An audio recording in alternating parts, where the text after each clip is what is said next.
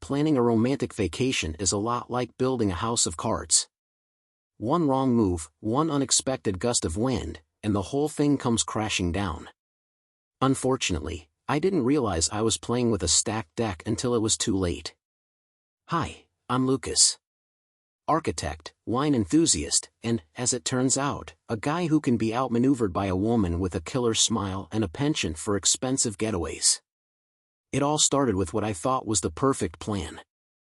I had spent months organizing this tropical vacation for my girlfriend, Emily. 5-star resort, private beach, candlelit dinners, the works. The kind of trip that's supposed to end with a big, shiny engagement ring and tears of joy. Emily was thrilled, or at least she pretended to be. "You're amazing," she said, her green eyes sparkling as she hugged me tightly.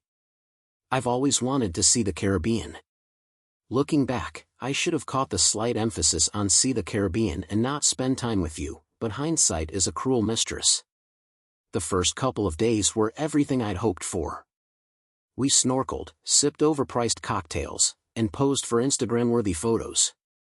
Emily was in her element, her laughter floating through the salty air as she charmed everyone from the concierge to the pool boy.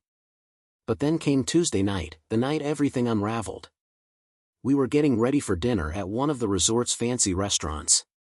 Emily had disappeared to freshen up, so I went to the bar to order a bottle of wine. As I waited, I spotted her near the entrance, talking to one of the waiters. At first, I didn't think much of it. Emily was friendly with everyone. But as I got closer, I heard her laugh. Not her usual laugh, the one that sounded like it belonged in a rom-com, but a quieter, more knowing laugh. "That's the game," she said, her voice low but clear. "You let them think they're the hero. It's all part of the fun." I froze, the words hitting me like a punch to the gut. Was she joking? Talking about some reality TV show? But then she added, "This one's actually sweet. Almost makes me feel guilty, almost." The waiter chuckled nervously, glancing over his shoulder. Emily didn't notice me standing there, a bottle of wine in my hand and my stomach in knots. I turned around and walked back to our table, my mind racing. Was this some kind of elaborate misunderstanding? Or had I just discovered that my dream vacation, and my dream girl, were nothing more than an elaborate con? I poured myself a glass of wine and took a long sip. If Emily thought she was playing me, she was about to learn I wasn't just a piece on her chessboard. You know that feeling when you realize the shiny new gadget you just bought has a fatal flaw? That was me at dinner, sitting across from Emily as she smiled and twirled her wine glass, oblivious to the fact that I'd overheard her little confession. To her credit, she played her role perfectly. Complimenting the food, laughing at my jokes, like a picture-perfect girlfriend. Too bad I now knew she was more con artist than companion. For the next few days, I played along. If Emily was running a game, I wasn't about to let her know I'd flipped the board. "Do you think we should book another snorkeling trip?" she asked one morning, lounging by the pool in a designer swimsuit I distinctly remembered not buying. "Absolutely," I replied with a smile. "Anything you want." Her eyes lit up. "You're the best." I felt a pang in my chest, the ghost of the guy I used to be whispering, "Maybe this is all a misunderstanding." But the rational part of me, the one staring at a 5-figure resort bill, knew better. The more I watched, the more obvious it became. Emily wasn't just charming, she was a professional. She had a way of making everyone around her feel like the center of the universe, from the bellboy who carried her bags to the bartender who mixed her drinks just right. And me? I was the star of her current show, the guy footing the bill for this tropical fantasy. One afternoon, I decided to test her. "I was thinking," I said casually, "about maybe skipping the sunset dinner cruise tonight. We could do something simpler, grab a drink at the beach bar instead." Her smile faltered, just for a second, before she recovered. "Oh, but the cruise sounded so romantic," she said, placing a hand on mine. "Don't you think we deserve something special?" There it was. That subtle push, the perfectly calculated nudge to keep me playing my part.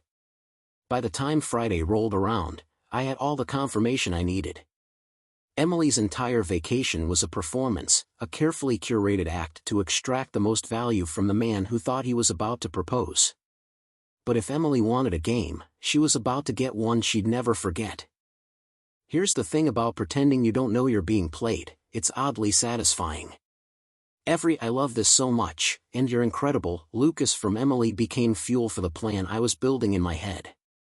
I wasn't angry anymore, not in the fiery, yelling way, at least. No, this was cold, calculated anger. The kind that makes you smile sweetly while mentally moving chess pieces into place. The first step? Letting Emily dig her own grave. That evening, as we sipped champagne on the resort's private deck, I asked, "What's been your favorite part of the trip so far?" She lit up like a Christmas tree.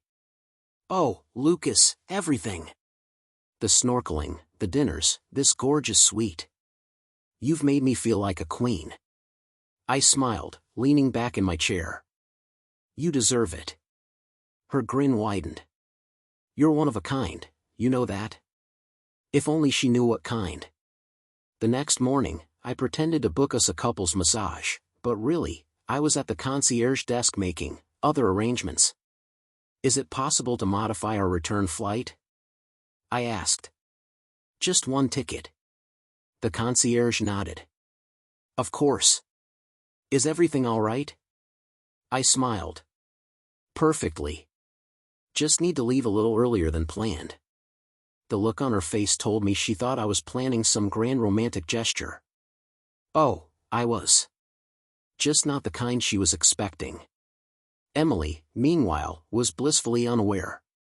She spent the day lounging by the pool, taking selfies, and chatting up the staff. She even had the audacity to gush about how perfect I was to a couple we met at lunch. "Lucas just knows how to treat a woman," she said, flashing that megawatt smile. I nearly choked on my drink. That night, during dinner, I made my move. "You know," I said, swirling my wine, "I've been thinking about our future."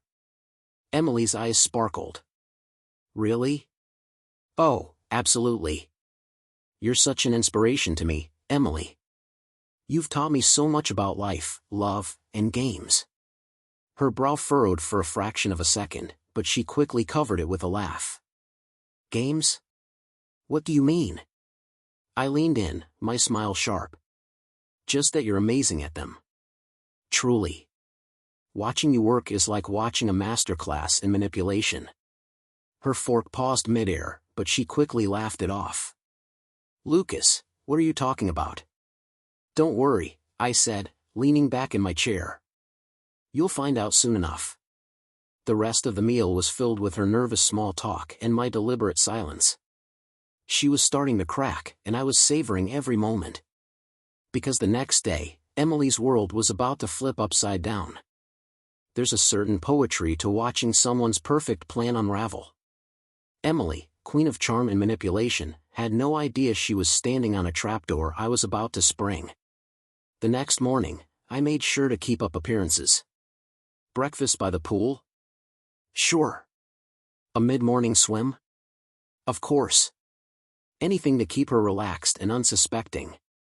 But by the time we reached the lobby for what she thought was another luxurious spa day, the game was already over.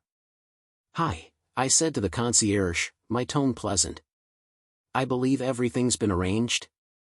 The woman behind the counter smiled knowingly and handed me a single boarding pass. Emily was too busy adjusting her sunglasses to notice the name on it. "Wait," she said, glancing around. "Why are we in the lobby? Aren't we going to the spa?" "Change of plans," I said casually. "We're heading to the airport." Her smile faltered. "Airport? Already? But we have 2 more days." "Oh," I said, feigning surprise. "Did I not mention? I'm heading to the airport. You, on the other hand, will have plenty of time to enjoy the rest of the trip." For a moment, she just stared at me, her expression a perfect blend of confusion and disbelief. "Lucas, what are you talking about?" "I'm talking about you staying here," I replied, slipping the boarding pass into my pocket. "Alone?" "On me, of course." "You're welcome." The realization started to sink in, but she quickly pivoted to damage control. "Lucas," she said, her voice softening, "if this is about something I said or did, we can work it out. Let's just sit down and talk." "Oh, we could," I said with a tight smile. "But the thing is, Emily, I already did all the talking I needed. With the waiter. Remember him? Great guy. Very discreet. Not discreet enough, though."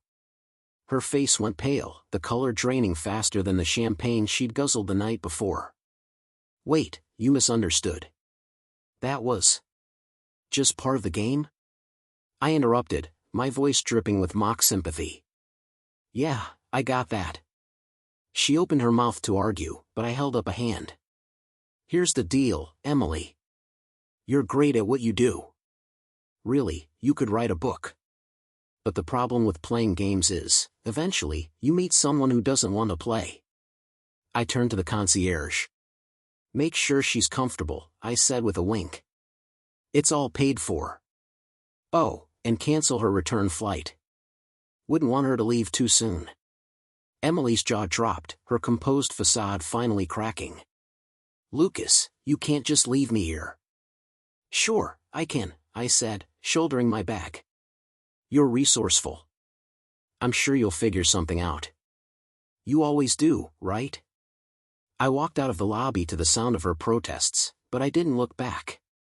By the time my plane took off, the island, and Emily, were just a fading memory in the rearview mirror. There's something liberating about leaving chaos behind. As the plane ascended, I stared out the window, watching the tropical island shrink into a speck of green surrounded by endless blue. Emily was still there, probably pacing the resort lobby in her designer sandals, trying to figure out how to salvage her perfect little scheme. And me? I felt oddly calm. The aftermath was predictable. A few days later, my phone lit up with messages from her. "Lucas, please, let's talk. You're overreacting. It's not what you think." I was joking with the waiter. "Call me." Delete. Delete. Delete. I blocked her number after the fifth voicemail, her voice alternating between tearful pleas and sharp accusations.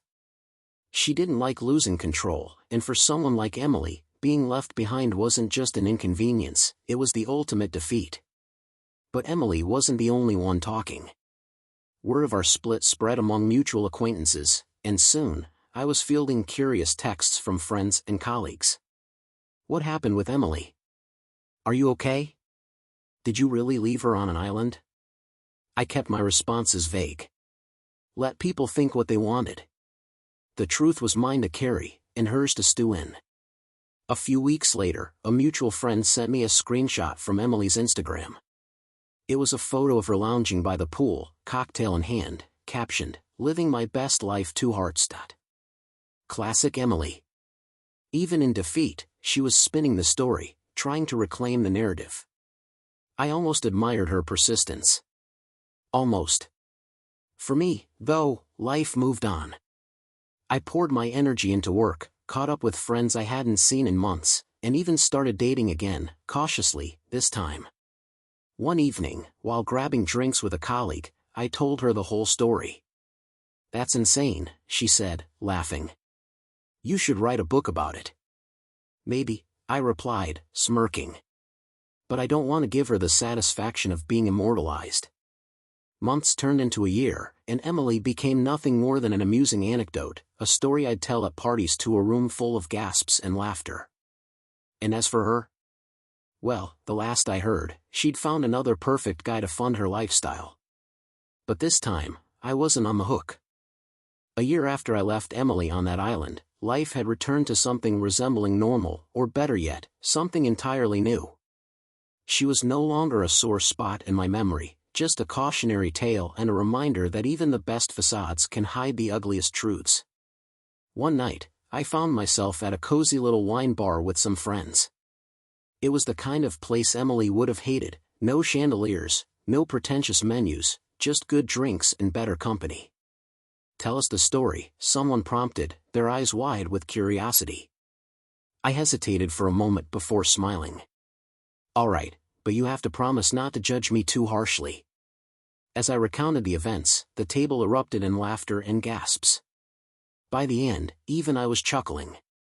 And you just left her there? One friend asked, barely holding back tears of laughter. Yep, I said, taking a sip of my drink. Sometimes the only way to win the game is to stop playing. It was later that night, as I was leaving, that I met her, Abby. She was standing by the bar, arguing with the bartender over the merits of boxed wine.